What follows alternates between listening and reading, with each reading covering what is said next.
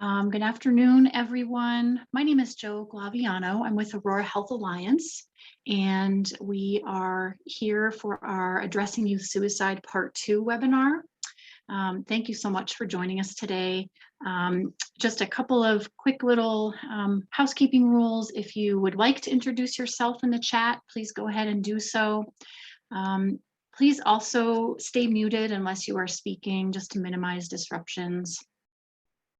And then lastly, as we go through our webinar today, if you have questions, if you could put them in the chat, that would be the most helpful. You're welcome to just put them so everyone can see them, or if you'd like to just send them directly to me, that's fine too.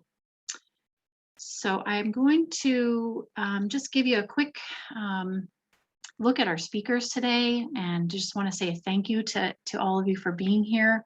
As you may know, September is Suicide Prevention Awareness Month. And the topics of suicide and suicide prevention are receiving local and national attention, especially as the rates have increased, especially over this last year. And our hope with this webinar series is not just awareness, but really normalizing the conversation and hopefully giving you some resources and information that are helpful to you. So with that, I'm going to stop sharing my screen. And I'm going to start by asking a question of each of our speakers. I'll call on each of them, ask them to introduce themselves, and then answer our first question, which is, how is your organization responding to the immediate needs of youth at risk for suicide? And so I'd like to start with Erin Ralston. Like to go first? Yes, I'm happy to. My name is Erin Ralston. I work with Aurora Mental Health. I am the program manager of our Connect to Care clinic and coordinate our suicide prevention efforts. Amber Olson will share after me. She's also here with Aurora Mental Health. So I'm going to touch on a couple of the things we do. She'll fill in the rest. We have as a certified community behavioral health center, I stumble on that every time, really created a robust structure of options for access. Our goal to obviously minimize barriers if at all possible. And our Connect to Care clinic is our access clinic. It's a walk-in based clinic that is available for same-day services. Often we see youth who've been referred by schools to be able to be seen the same day. We also, other than our Connect to Care clinic, do have crisis services. We are linked in with the statewide crisis service network, so have a walk-in center and a crisis stabilization unit, and then are tied in with the mobile crisis response. We also have a team that works with the police department, should it rise to that level. So our goal really as an organization is to create a fairly robust kind of wraparound structure. Our organization right now is really taking a stance on increased training and support for staff internally. We do what we can, of course, to connect with external organizations and make sure we have a robust referral process. But our goal internally for this fiscal year has been about increasing the awareness, comfort level, confidence of our staff to provide suicide interventions. We focus on using the Columbia as our screening method, and then we are training with the CAMS and a couple of CBT for suicide prevention to really make sure that our teams feel confident in addressing this level of risk among our youth. And I'm Amber. Is it okay, Joe, if I just hop right in? I am with Aurora Mental Health as well, and I am the director of outpatient and school-based services. So just in addition to some of the things that Erin mentioned around how we're trying to meet the needs of youth at risk for suicide, I want to speak a little bit more specifically to some of the teams that we have at the center that work specifically with youth, and one of them being our school-based services team. And I see a few of our partners here as well on this call. So we partner with Aurora Public Schools and Cherry Creek Schools to have therapists in our schools who essentially provide outpatient treatment. So the service they deliver is similar to an outpatient therapist at our center to students who may need that. So a lot of times if a student is expressing risk or staff has concerns around that, or there's a history of that, or we know the child is going through a tough time and maybe with things happening at home or other stressors that staff and might be aware of, they'll be referred to the school-based therapist who will work with that student. We work with the mental health teams, and I'm sure the school folks will talk a little bit more about that, but we see that partnership as being very close and one in which there's a team approach. So especially when students are at higher risk or more presenting with more acute symptoms, we'll want to make sure that our school-based therapist is working with the mental health team that is in the school to provide a kind of more of a team-based approach to make sure that the student can stay safe. And then we also have a school-based team that is in our school-based health clinics through Aurora Public Schools. So that is a partnership with Aurora Public Schools, Every Child Pediatrics, and Children's Hospital, and their integrated health clinics. There are 4 of them located on APS campuses. So we have behavioral health providers from Aurora Mental Health Center that work in those clinics. So sometimes what happens is those students are seen for their well child check or a sick visit or something like that. Within those clinics, we are constantly, it's somewhat of a preventative service where we might screen. We try to screen all of the kiddos that come through those clinics to assess for any mental health needs. Sometimes it's just, it comes up in that visit. We know a lot of times that families or students might tell their primary care provider about difficulties they're having versus showing up, for example, at Aurora Mental Health Center. So that's why we have providers that are located within these clinics as well, as that may be where some of this information is disclosed. And then of course we have outpatient services, child and family services at Aurora Mental Health Center as well. So for some youth and many youth, they're seen that way. And we still provide telehealth services, a mix of hybrid in-person and telehealth, so that we can hopefully increase access to folks who may need to be seen in an ongoing way and have risk assessed in an ongoing way in an outpatient setting. Great. Thank you, Erin and Amber. And then we'll lead right into our school reps there. Steve, would you like to go next? Thank you, Joe, and thank you to the Aurora Health Alliance for putting this panel together. My role with Cherry Creek Schools is I'm the Director of Crisis Intervention and Community Partnerships. Really what that involves, kind of 2 big buckets, both on the prevention side, working with community partners to do a lot of suicide prevention and mental health support, but then also kind of post-vention and crisis response. I'm actually not related to a death by suicide, responding to a crisis within our district right now. So I apologize if I get interrupted, but we're supporting one of our teams with the death of a colleague.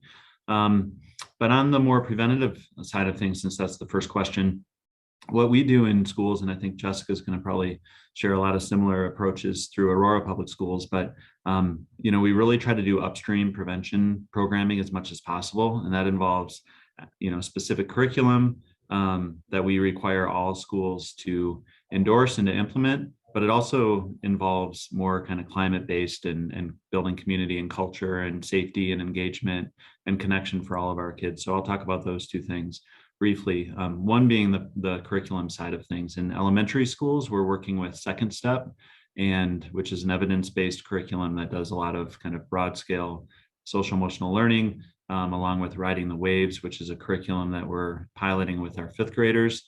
It focuses a little more specifically on understanding emotions, understanding mental health, understanding kind of early warning signs for depression and anxiety, and then giving those 5th grade students tools to find coping mechanisms, positive ways of dealing with the ups and downs of 5th grade going into middle school, but then also some early warning signs of how to help a friend.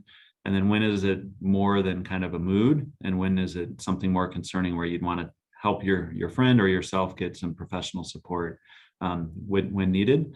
So that's something we're piloting at elementary. and middle schools. We're really using second step again, kind of in a K through 8 grade level, but also signs of suicide, which is more focused specifically on suicide prevention. And that gives students a tool where they, again, understand early warning signs. But then the second, it's an acronym called ACT, where it's acknowledge, care, and then tell. And really what we try to pinpoint is this is, again, something students shouldn't keep secret. Unfortunately, the data shows when we do our kind of climate and safety wellness survey, similar to the Healthy Kids Colorado survey, we find that most students who have experienced suicidal thoughts have not told anyone. The majority of our students keep that to themselves. So it's really important for peers to see early warning signs in their friends, because it's not likely that the friends can identify that themselves. But often the two kind of silver linings are, we can teach our students to recognize concerns in their students or in their friends and peer groups, and we can encourage students to tell an adult, whether it's for themselves or for someone else. So that's at the middle school level. And then at the high school level, our prevention efforts are really around signs of suicide again. And then we introduce sources of strength, which is much more of a kind of culture and climate builder. It's youth focused. Youth kind of create campaigns and events and strategies to build inclusion and connection and community in their school. Our district has gone from this being kind of optional to required. And our district's now funding a 0.2 position in each high school to teach students in an elective what the sources of strength curriculum is. And then they pull that curriculum and that kind of lesson they learned in their elective into an advisory period, which all students get first thing in the morning. So that's one way we've found some traction with sources of strength, to make it an elective, make it an actual class. And then those students get credit for it and then push it out through the whole school population in whatever way they as a class determine. So those are some of our prevention efforts. I could talk more about our kind of risk assessments and things, but I think I ran out of time. That's okay, Steve. We'll come back around to you. So thank you. Jessica? All right, thank you. I'm Jessica Miraday. I'm the Director of Mental Health and Counseling for Aurora Public Schools. We have done a few things. We got a mill levy override from our community that helped us increase staffing, which is a great point of access for our students.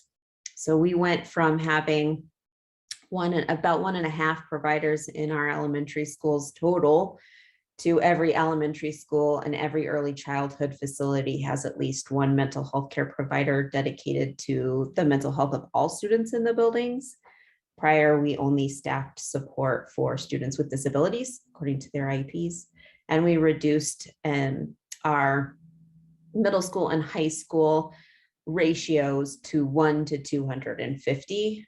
So we made support in that way accessible and available to all students and not just students with disabilities. Previously, the ratios were between about 1 to 550 to 1 and over 1,000.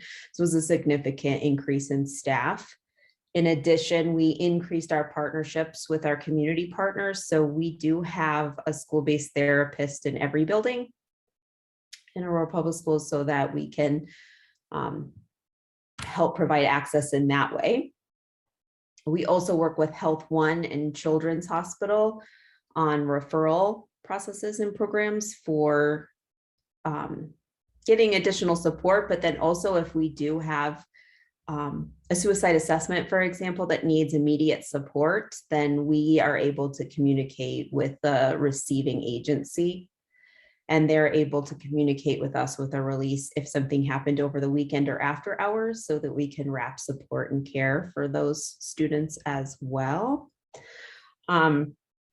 We also provide professional development to every staff member in the building. So they all get professional development called either it's part of the SOS program, which is signs of suicide in Aurora Public Schools, or keeping students safe, which is the elementary program that we use. And that one is really about what are the signs and symptoms that somebody may be struggling? How do you have conversations? How do you connect them to a higher level of care or support when needed?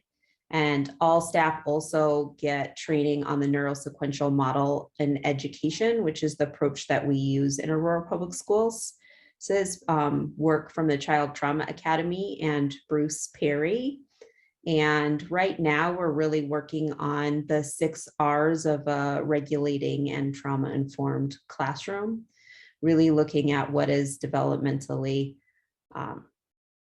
what's developmentally relevant and really looking at a neurological approach to supporting students. So looking at that preventative side, as well as specifically looking at how to support students who may be experiencing suicidal ideation.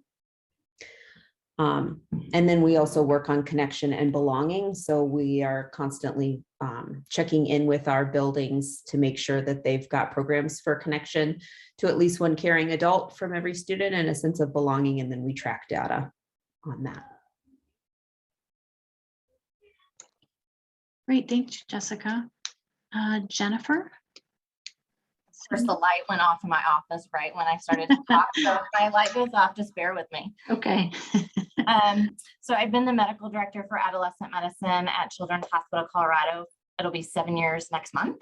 And we have a clinic that has 8 faculty members, and we have rotating pediatric residents that come with us every month. And we also have adolescent medicine fellows who are with us from 2 to 3 years at a time. So we have a nice group of medical providers. But I think something we realized, we were focusing on our medical home, but we were missing some key components. When I started, we shared a social worker with a child health clinic that was seeing the younger kids in the same building. So we could have a whole session of clinic where we needed resources and someone to do a brief suicide risk assessment.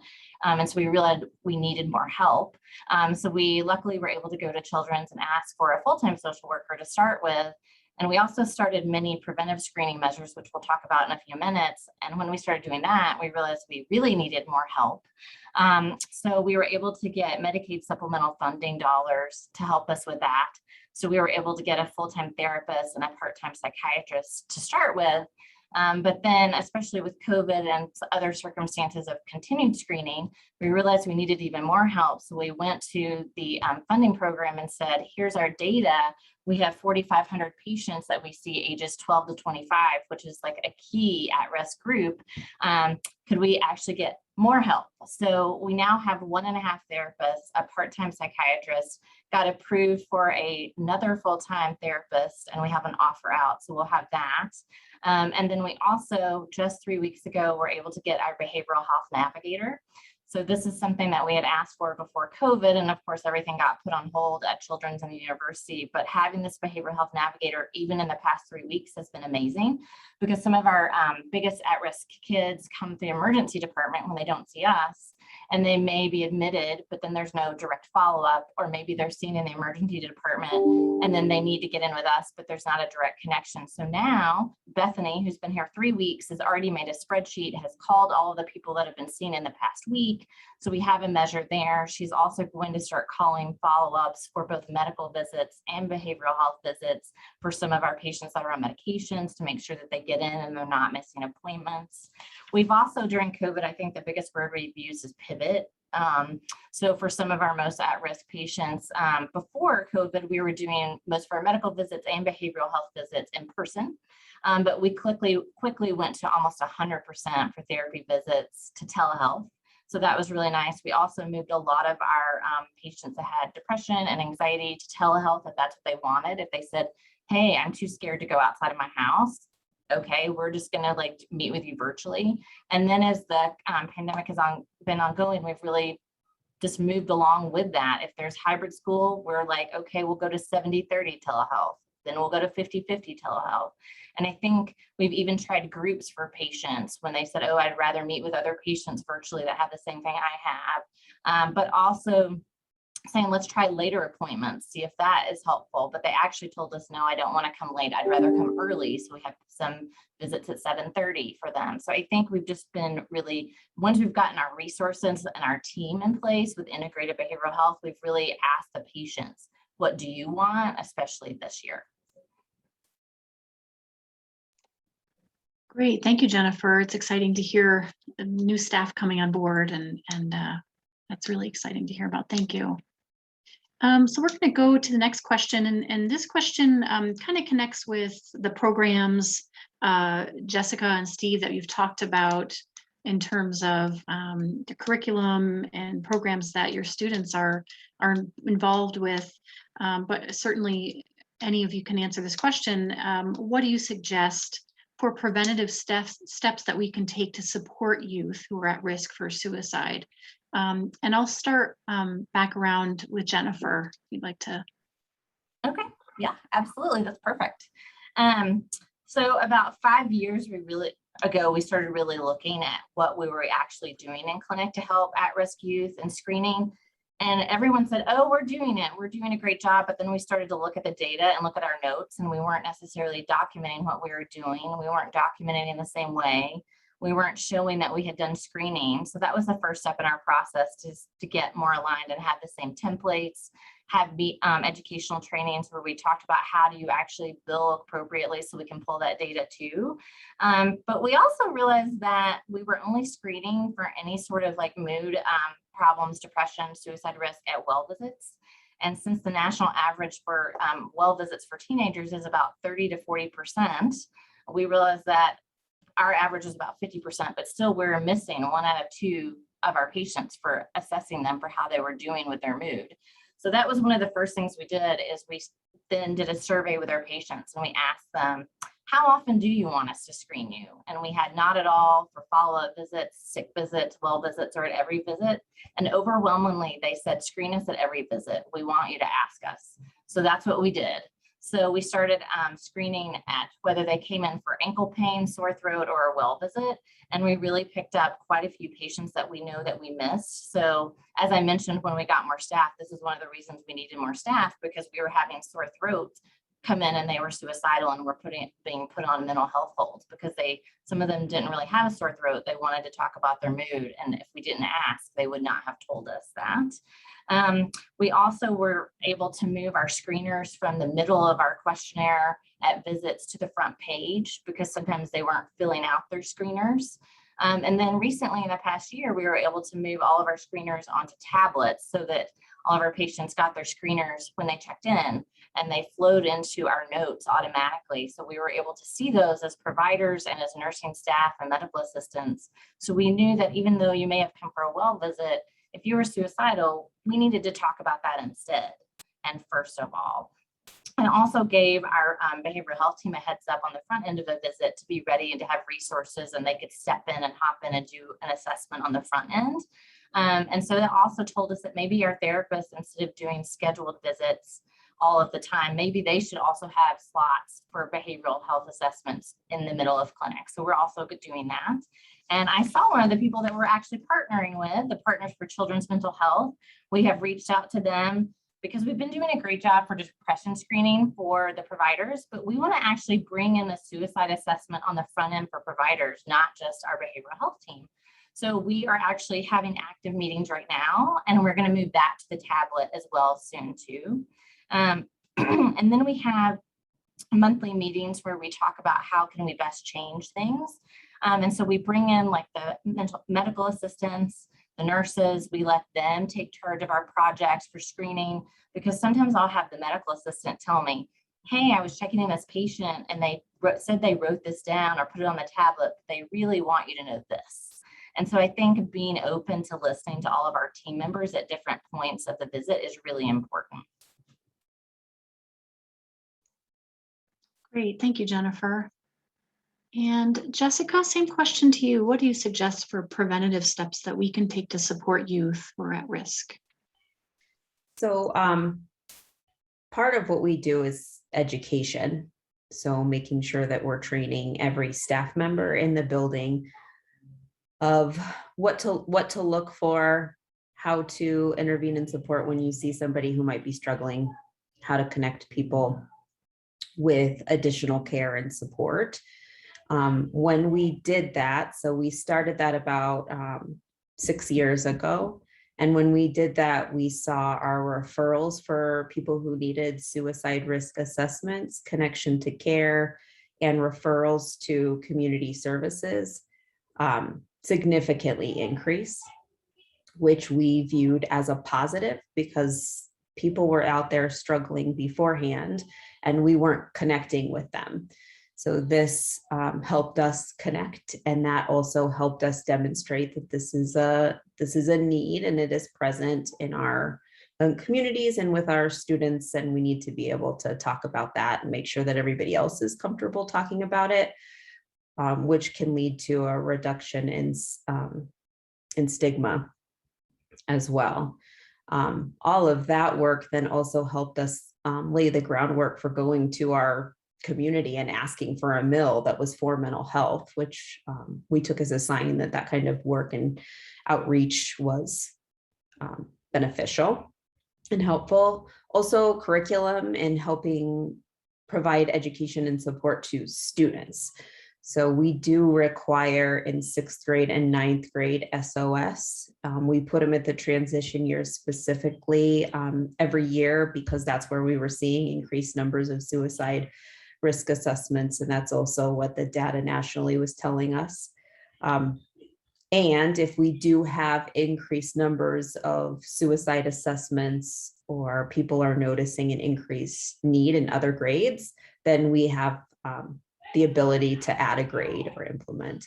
Oftentimes what ends up happening is we look at our 12th graders and we look at them as they're getting closer to graduation.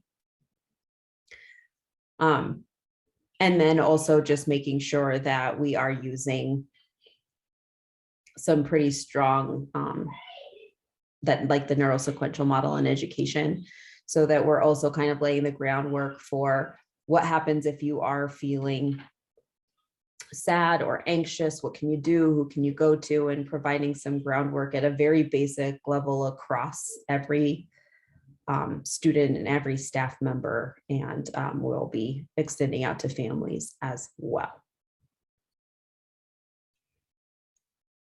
Thanks, Jessica. Steve? So similar to Jessica, a lot of education for kind of non-mental health staff. What we found are a lot of our students at risk of, attempting suicide or in general having suicidal ideation are not students that, like I said in the first question, really identify themselves or present themselves to our mental health team or our counseling team. So we really need kind of the non-mental health and counseling staff to understand early warning signs. We've created a training, sounds similar to Jessica's again, around kind of early warning signs and how to be a trusted adult for all of our staff, including transportation, food, nutrition, you name it, getting all of our staff through that trusted adult training so they understand if a student, shares any information around having ideas or thoughts of self-harm or suicidal ideation, that the staff know who to go to and how to get that student kind of that care and that support. A lot along with that made us worry, back to my point around some of our students not identifying themselves or having a history that we've identified through our suicide risk assessments.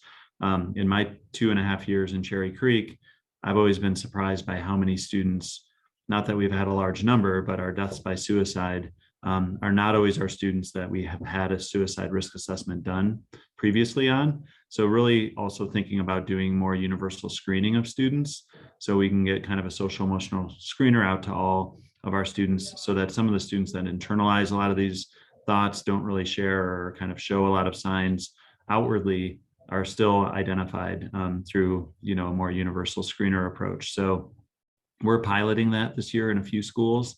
Hope next year we'll roll that out K-12. That's a big initiative that we're working on right now.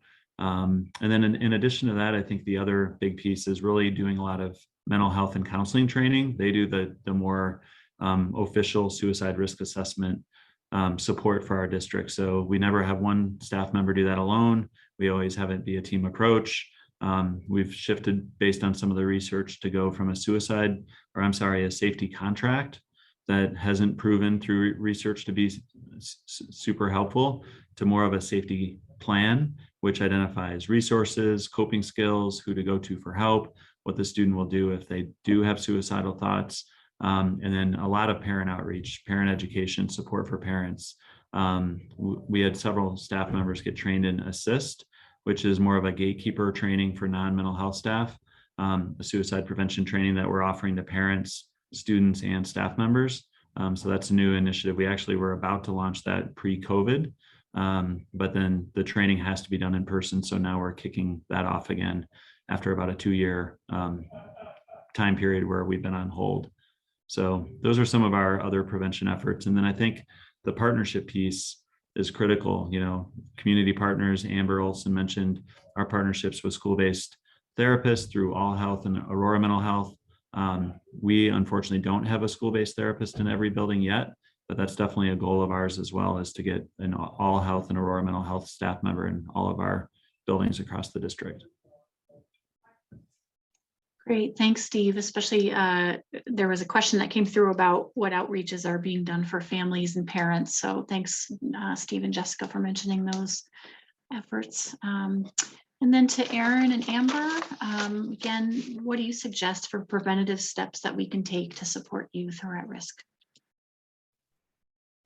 Yeah, so I think one of the overarching things I'm hearing is, screening, assessment early on, across the board, and access and reaching as many kids as possible, whether that's in the schools where they're, generally going every day, or at their doctor's appointments and every doctor appointment.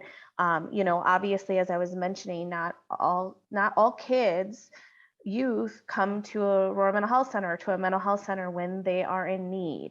And we're going to see them in other places. And I think that sort of outreach and connection happening in these places that we see kids more often is hugely important and vital.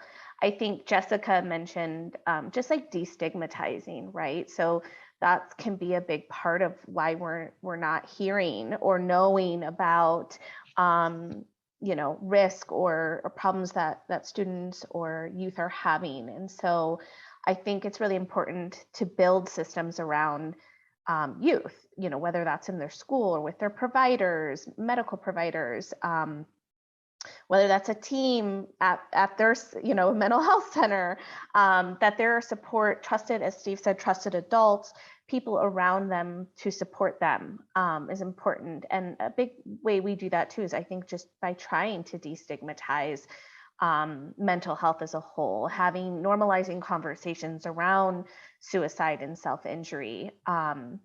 And I think for some people that means themselves sort of looking at, what's my discomfort with these conversations? How do I feel about directly asking somebody, how much am I willing to engage in my own mental health care? Sometimes, I think a lot of these initiatives, mental health, youth mental health first aid, for example, are attempts to get people to normalize that, to have conversations around that. I think that is a key part of supporting youth is our own work in that area, and our own willingness to destigmatize.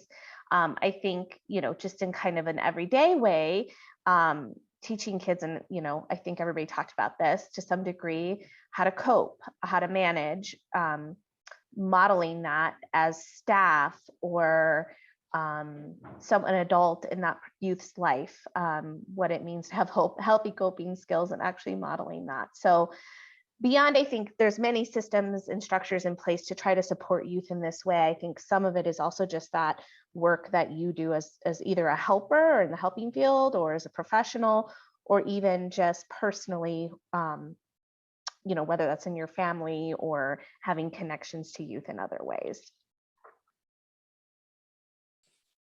I'm going to add one more thing that we haven't brought up yet.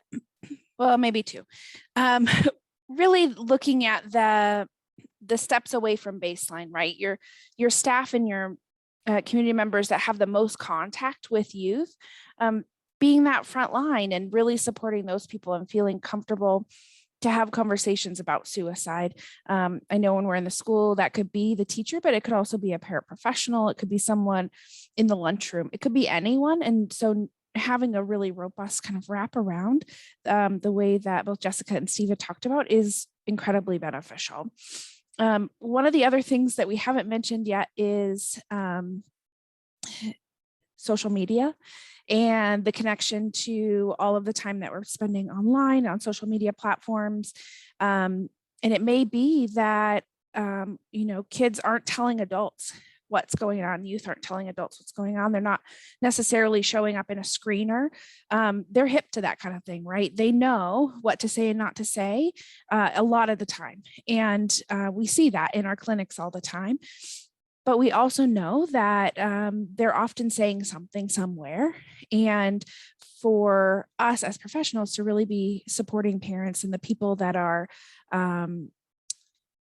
able to monitor and kind of access those social media components, really partnering with their peers to know, like, hey, this is when you should ask for help, and this is how you ask for help. And we can support each other in doing that. And building up the non-professional network, I think, is so important, because that non-professional network really gives us a far more robust sort of blanket of coverage for all of the youth that we're seeing. And we want all of them to be safe in all the ways that they engage in their lives. And I know it's been mentioned by a number of people, modeling that behavior is important.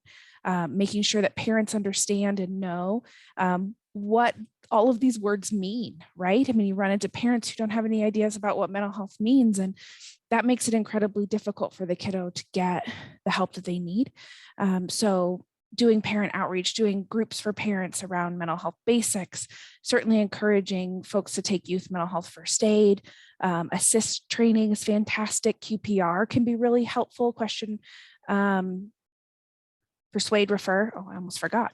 And these are a lot of things that we can access for our communities for free through the Office of Suicide Prevention, but also are things that community members can access independently of our organizations. Great. Thanks, Erin. Thanks, everyone. Well, and I want to circle back to some of those resources. Before we do that, we had a couple of questions come in that I'd like to kind of raise up here. And one of the questions is around virtual visits. So this might be towards Jennifer, Amber, Erin, and then Steve and Jessica certainly pipe in. With virtual visits, what efforts are being made to achieve health equity with regard to technology access? Erin, do you want to, I'm wondering if you could speak to like some of the efforts that we've made, because I know you're a big part of that. And we've done quite a bit of telehealth, obviously, with COVID. One of the things that we've learned with telehealth is that it's helped our catchment area actually access care much more effectively, because we've got folks who don't have transportation. We got folks who have childcare issues. I could list barriers for days, right? There are so many barriers. And so telehealth has been one way that we've been able to reach people more effectively. On the flip side of that, with youth and teens especially, not having a safe place within their home to feel like they can have a confidential session is an issue. So some of that involves some really creative sort of out of the box thinking of, like, is there a park by your house where you can sit under a tree and there's no one else around? What about sitting in the car? Not in the driver's seat, not driving the car, but is there a place like that where you can go? I've done sessions with clients in the bathroom because that's the most confidential place in their house. So making sure that we really look at creatively how to engage clients in telehealth is important. When we've got clients that have higher risk, we do lean away from phone. We do want to have a little more contact with the person. We want to do a Zoom or a video session. And then for those clients in our community, which we have quite a few of, who don't have technology, we've set up a couple of stations here actually at our Connect Care clinic, because it's a walk-in clinic. We have this ability, and we've set up we're calling them telehealth stations. They don't have like a fancy name or anything, where a client that does not have access to a phone, does not have access to a computer, can come in and use our technology to be able to still have the same sort of session with their provider, if their provider happens to be working remotely. And we do have some providers who are working completely remote, but this ensures that we're able to connect with clients.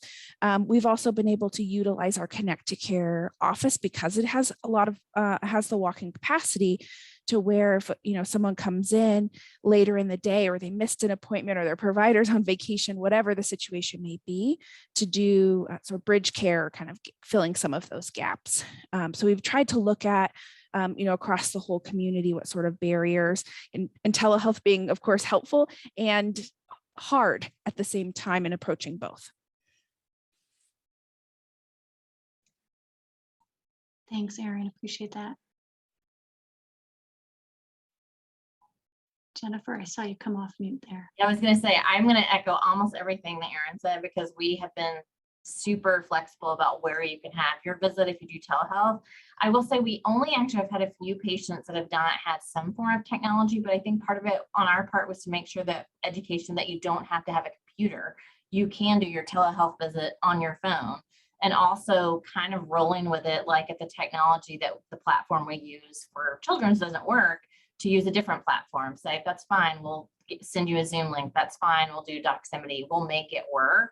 And also saying we don't have to be so rigid with our time, like saying your appointment's at 9:15. If that doesn't work, we will make it work so that we can do a visit with you. But also being flexible if there were a couple of patients that had no access to technology in any form, and just saying, you know what, I know we're seeing everyone else by telehealth, but we're going to have you come in, because that's the only way to make that fair. And I think we just had to be aware of that, especially we had providers who couldn't come on site because they had a personal risk, especially during COVID, and asking the patients, are you okay if you see someone else that's not your regular person? And I think that was okay too. Great, thank you. Jessica, Steve, anything to add? I know that, you know, the school year's kind of back in full in person now, but Yeah, we have a one-to-one tech policy now. During COVID, we started it last year when we were virtual, but we continued it this year, even in face-to-face. So every student in Aurora Public Schools has a device. We also had a certain number of hotspots that will check out to people if they can't get internet service. So that has helped. Ultimately, when we're talking about access, we look at it through access during the school day. So bringing providers on site has been very helpful and beneficial. We've seen a huge increase, like they're already, like most of them are already full. So then we also have intake coordinators, specifically with Aurora Mental Health, where they'll do an intake for any student in Aurora Public Schools, and they'll come meet with that family and that student to do an intake, and that's been also helpful as well. Nothing really to add to that. Very similar in Cherry Creek, one-to-one devices for all students. And I guess the only thing I'd maybe add around access and support for students, given the uptick and the increased mental health needs, especially around grief and loss, and more of our students dealing with the loss of a loved one, a close family member. We've increased our partnership with Judy's House.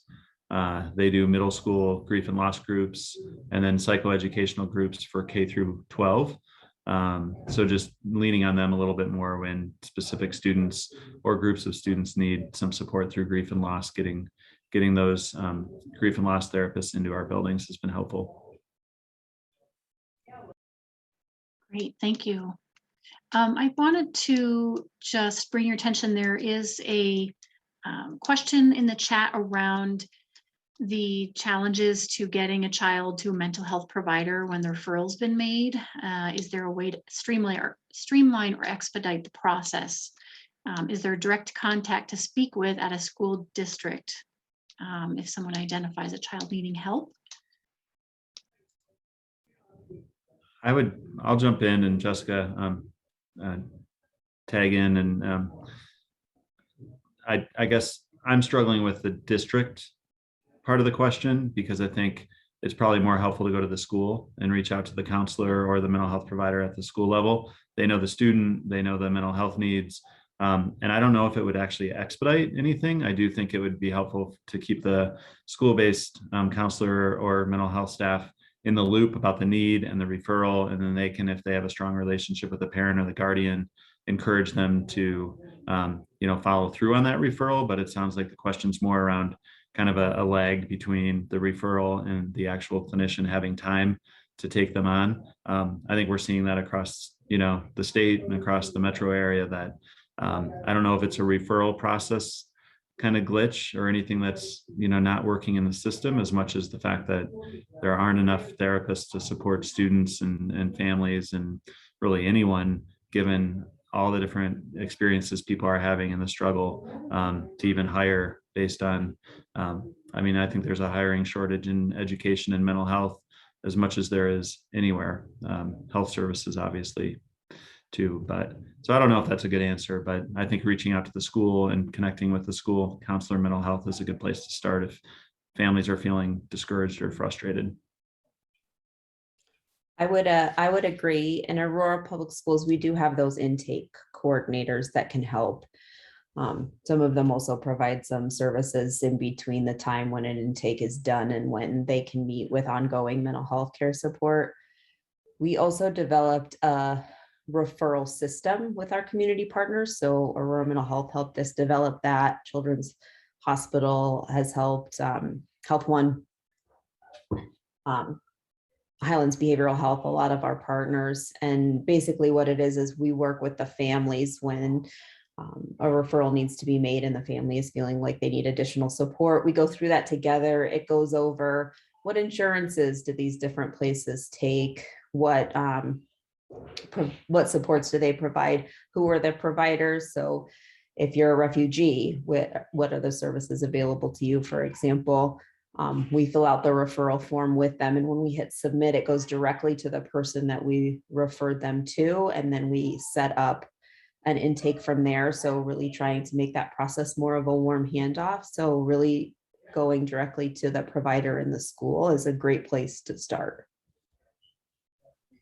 And I would say at Aurora Mental Health Center that that's something that we absolutely will be happy to work with community partners on to help streamline and make easier and more efficient referrals over to our center. It's something that we've been working on for a few years and have some kind of direct line folks doing that work across the agency.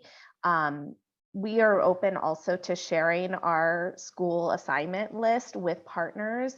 It's, what we ask them to do is kind of connect with the manager of that team and say, we have a person we would like to, and they go to this school and to work with them on that referral. And I think, as Steve mentioned, so some of it is that those referrals can be challenging. Sometimes you send people somewhere, it feels like a black hole. So we want to work on improving that. And then I think there's this other piece that Steve mentioned, which is capacity, which we are certainly struggling with. And yeah, in both districts, we are, we're a month into school and we have therapists that are already on a wait list. And that's really hard and challenging. And that's kind of the case, honestly, across the center. So we want to make it easy to get someone an appointment. We'd like to increase our ability to see them in a timely way. The biggest struggle with that is really capacity and hiring at this point. Great, thank you all. Another question came through kind of back to connecting, and I know Jessica and Steve, you mentioned opportunities for your staff. We've got questions for, I think maybe more towards Jennifer, Amber, and Erin around, are there opportunities for parents or family members to reach out to you if they need maybe some support? And what does that look like?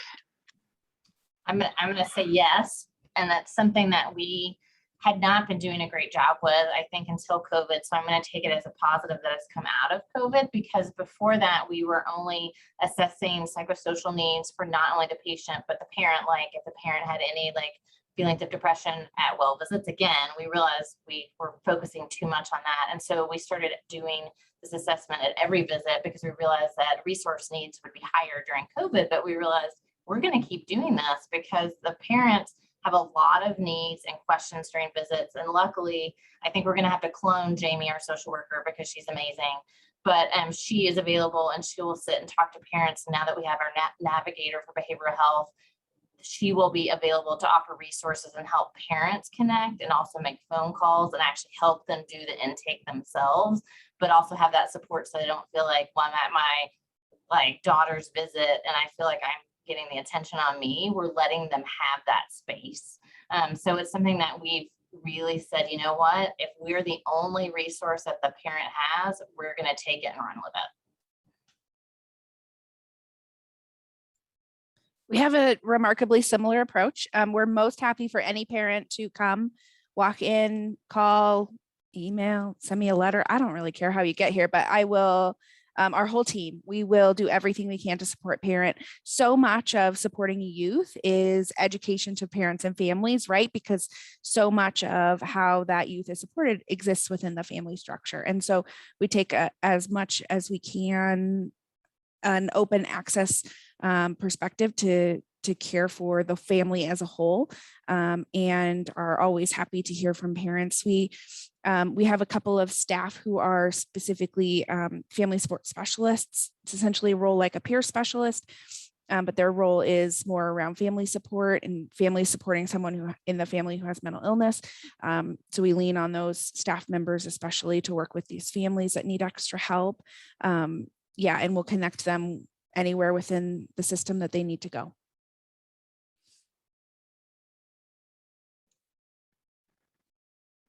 Thank you. And Amber, I saw your note there in the chat. It's very common to see referrals for parents after they have engaged their child in treatment, and the child therapist is often the one who made the referral to the adult treatment team. Yeah, I think we definitely try to take a systems approach and think about what supports the family might need as well. And so it's a really common thing to have happen at our center. Great. And Jessica or Steve, anything you'd like to add to that? Yeah, I guess one other piece that we're really feeling we need to focus on. The question was around parent support and education, correct? I guess the challenge that we have right now is a lot of our parents are struggling more with their own, and I think kind of Amber pointed that out, with their own mental health needs. So instead of focusing completely on mental health support of our students, we're trying to figure out how do we do kind of social emotional learning and support, mental health first aid for our kind of across our system. So for our non-mental health staff and for our parents as well. We shut down kind of our parent events. Generally, we had a lot lined up for, say, the last 18 months. That didn't happen. A lot of our parent education and outreach didn't shift as quickly as our student, instruction did remotely. I feel like we tried to do as much as we could, given all the challenges to start school in a totally different way last year. And now even this year, things definitely aren't typical. So we're just getting back to kind of some of those parent outreach supports. We do have some ongoing programs like our Parent Academy and our parent. It's another name similar. I think it's our parent network that really took a pause to some degree and now are ramping back up. But in a school district, mental health right now is a priority and a focus for our parents and our staff, but definitely not the only priority. I mean, we're seeing kind of learning gaps and concerns around reconnecting to school in other ways not related to mental health that are also taking priority. So it's just a matter of, it feels like everybody's priorities have been on a wait list for about 18 months. And now everybody feels like, okay, it's our turn to get back in front of parents. So I'm meeting this afternoon with someone responsible for one of our parent academies to talk about mental health, but I'd say we're just starting to kind of pick up some of the pieces again. Great, thank you. I wanted to highlight a comment in the chat. Sam Taylor, who is Suicide Prevention Coordinator for Jefferson County, Clear Creek, and Gilpin counties. And Sam says, I facilitate our internal Zero Suicide Committee, 3-county suicide prevention coalition, and partner on various efforts within schools and youth serving community organizations. So thanks for that, Sam. Thanks for being here. It's great to have the connections of what the different counties are doing, different school districts. Wanted to maybe just kind of bring up another question around how can community organizations and partners, how can we lift up the work that you are doing and support? I know that we're recording this, we will be sending out quite a bulky, I think, resource guide of information, but how can AHA and other community partners lift up the work you're doing or help support what you do?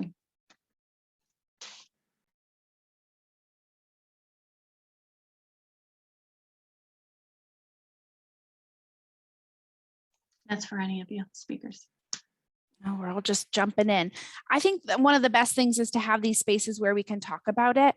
Amber knows me probably better than all of you. I like to talk about suicide, and I like to get everyone to talk about it because I feel like the more people talk about it, the better. And especially for our youth, the more wraparound we can have, the more that parents and neighbors and the random lady at the park, it doesn't really matter who has the conversation as long as the conversation happens. And so being able to kind of spread that word and get more people trained in the gatekeeper type trainings, I think is incredibly valuable and something that our community partners can do. And Erin, can you speak a little bit more to the gatekeeper program? Yeah, there's a number of gatekeeper trainings that are really helpful. I know Steve mentioned ASSIST at the beginning. ASSIST is one that we it certainly is evidence-based and that is useful. Another would be QPR. And then on a more basic mental health, not as much suicide focused level, the youth mental health first aid. All of them are really focused on how can I talk about this when this is not my job. I'm not a professional. I'm not a counselor. I don't have my PhD. I don't know what to do. How can I say, are you having thoughts of suicide in an effective way to be able to reach someone? And what do I do if they say yes, right? Because I think it's the duality of asking and then what do I do with the answer? And we get fear on both sides of that, where asking is scary enough, but I think we get a lot of fear around what if the person says yes, and oh my gosh, what do I do with that? And really building up everyone to feel like they're the link, right? I like to use the example, it's Reason's Swiss cheese model, which is some sort of business model, but basically we're all like slices of Swiss cheese, right? We all have different holes where our capacities aren't. We all have different solid bits where our capacities are. And if we all line up all of our pieces of Swiss cheese, we're like, if everyone in this group was lined up, right, there'd be very few ways that someone could actually fall through all the holes because we all have different holes. We line up and we really create a robust system for youth. So everybody having some training to be able to say, I'm a link, I'm one link in the system. I'm not the person who has to have 100% of the answers all the time. You just have to know, okay, we call the crisis line together. Okay, we talk to the social worker together, and how to get to the help. Great, thank you, Erin. That's really helpful. I appreciate that. Thoughts from the other folks there around community organization support? Yeah, I think similar to Erin. Sorry, I'm hearing an echo. But in addition to the gatekeeper training, I think like anything we can do, not just once a year when it's Suicide Prevention Month, but year round around decreasing the stigma, making sure, school districts, I'll speak for Cherry Creek, don't always do the best job of communicating outside of our community. So we communicate frequently with parents and guardians. In fact, a suicide prevention letter from our superintendent's going to go out today with resources for families and students and training like these gatekeeper trainings so that our parents can participate, even if they'd like to, in our ASSIST training that's coming up. All of you would be welcome to. I can, if you want to email me offline and get more information about that, that's open to non-Cherry Creek staff. And then I think the other piece is what the data, I think it's too early on for us to see, at least I haven't seen data showing an increase in suicide. Maybe suicidal ideation in our hospitals are more full. And I think like Jessica mentioned, suicide risk assessments at the school level are up, which might not be a bad thing. But what I think I'm getting to is the data doesn't necessarily show yet that there's been a spike in deaths by suicide, but my fear is the longer COVID goes on, the more isolation, depression, anxiety our students are facing, the more likely they have just, some signs of suicide at least. I think you counter that as a community member or a partner by just making sure our youth have as many pro-social activities, community activities that get them reconnected. I'm still seeing students in our schools feeling like connection is challenging. They've been home for a long time. It's hard for students to get back in a groove where kind of being in person is the norm and socializing is the norm. I think our attendance in like activities, sports, extracurriculars are all, it's kind of a challenge to get back. It's like, the new norm is not participating now or not being involved with many activities. So I think the more we encourage youth outside of school to get involved in things. That's a community-wide effort.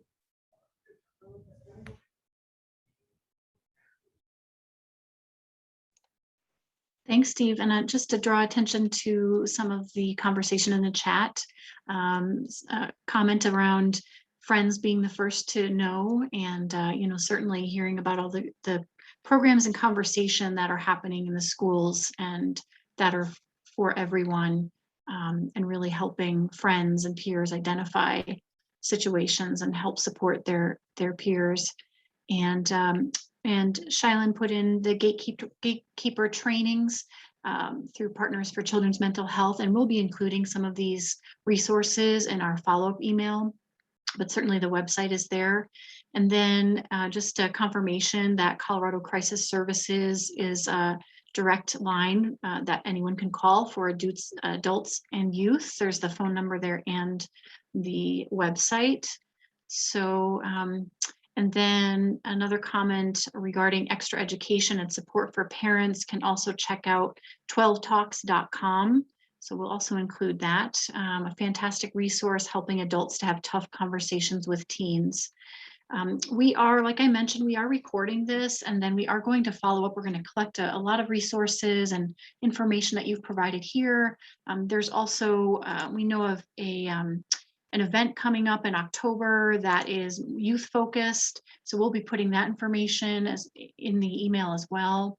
And just wanted to kind of open it up to our panelists to see if there are any last thoughts or comments or information that you'd like to share with us that we didn't get to.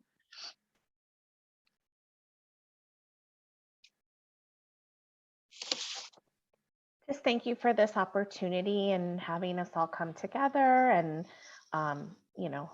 be a community that is all working towards preventing and reducing suicide in youth. So just appreciate this bringing together of all these folks. Thanks, Amber.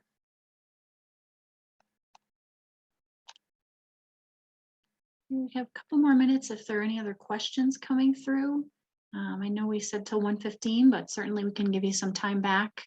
And again, we will follow up with an email that will include a lot of resources and information for you. I want to give a thank you to our interest group co-chairs, our behavioral health interest group co-chairs, and our kids interest group co-chairs. We are very thankful for their help with this, putting this together. And a huge thank you to our speakers today, Jessica, Erin, Amber, Jennifer, Steve. Thank you so much for being here and for sharing all the great work that's being done. It's really exciting to hear that there are so many programs and supports and networks out there that are available. So hopefully everyone was able to take away some good information and points of contact for you. So I'll leave this space for any last comments. I do have one additional quick question. Sure. So someone mentioned early in the session about a kind of a closed loop referral system between when someone is at risk in the schools and seen in a crisis center or in the hospitals, and that closed loop to report back. Where can I learn more about that process that you all have? Or if I misinterpreted, just say, Sam, you have no idea what you're talking about. That was Aurora Public Schools, so that we're able to communicate with our partners when we're sending somebody to a more intense level of care from the schools. And then if you would like to learn more about that, you can definitely reach out to me. Okay, cool. I assume your email will be in all of the follow-up information. Yes. Okay, beautiful. Thank you so much. We'll include contact information, and if you want to put your contact information in chat too, that's helpful as well. I just say thank you. Echo Amber's sentiment. Really appreciate being invited to be part of this. Quick question on that note: was the first of the two meetings recorded as well? If we'd want to go back and watch that. Yes, it was. Yes, and when we put the email out, we'll put the links to both parts in it. And those will get sent out to you. Yes. Great. Thank you. Yeah. Thank you. Well, thanks everyone for being here with us today. And again, thank you to our speakers for your time and for the great work that you do. So thanks everyone. Have good days. Thanks.